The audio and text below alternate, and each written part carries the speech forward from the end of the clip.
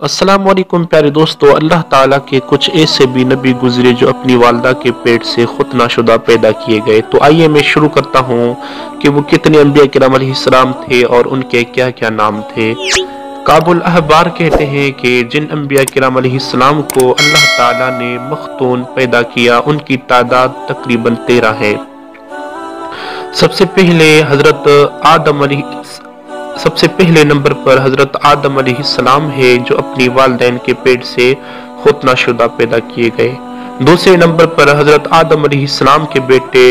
شیش علیہ السلام ہے، اور تیسرے نمبر پر حضرت ادریس علیہ السلام ہے جو اپنی والدہ کے پیٹ سے ختنہ شدہ پیدا کیے گئے۔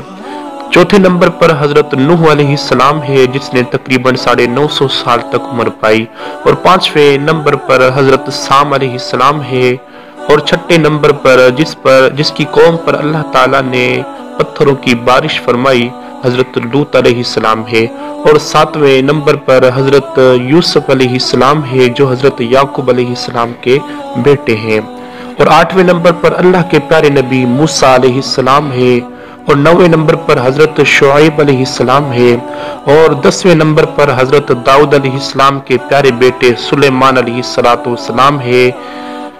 اور 11ویں نمبر پر حضرت احیاء علیہ السلام ہے، اور 12ویں نمبر پر جو بچپن میں ہی بات کرنے والے بی بی مریم کے بیٹے 12ویں نمبر پر حضرت عیسیٰ بن مریم ہے،